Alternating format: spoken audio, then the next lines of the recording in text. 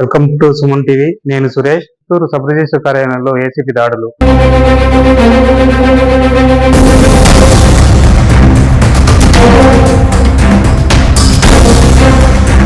Chittoor Girimpeta sub register కార్యాలయంలో సోమవారం సాయంత్రం నుంచి జరుగుతున్న ఏసీబీ దాడులు మంగళవారం రాత్రికి ముగిశాయి.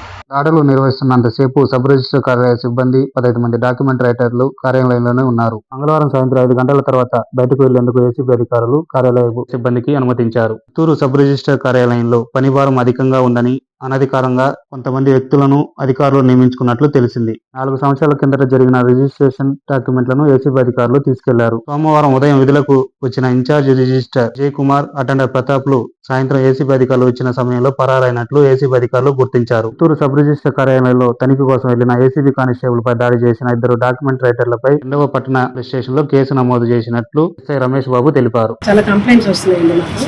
ఆ కంప్లైంట్స్ మేరకు మా సుపీరియర్ ఆఫీసర్స్కి ఇన్ఫార్మ్ చేసి ఇక్కడ సర్ప్రైజ్ చెక్ చేశాము. చిత్తూరు ఎస్ఆర్ ఆఫీస్లో సర్ప్రైజ్ చెక్ చేసి ఇంకా రికార్డ్స్ అన్ని వెరిఫై చేస్తున్నాము.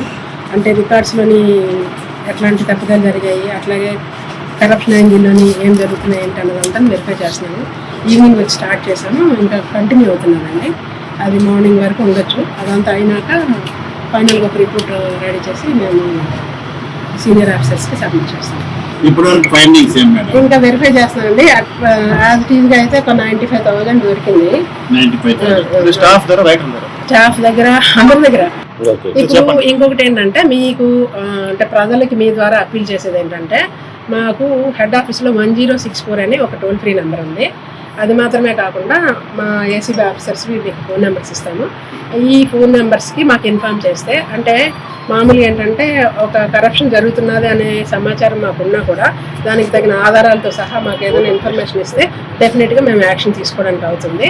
మెయిన్గా 1064 head office number. Toll free నెంబర్కి ఫోన్ చేసినా, అట్లాగే మా జిల్లా అంటే తిరుపతిలో ఉండే ఏసీబీ ఆఫీస్కి సంబంధించిన ఫోన్ నెంబర్స్ కూడా మీకు ఇస్తాము. ఆ నెంబర్స్ ద్వారా మాకు ఎటువంటి సమాచారం అన్నా పబ్లిక్ నుంచి ఇచ్చేటట్లుగా మీకు అప్పీల్ చేస్తాం. అది కొంచెం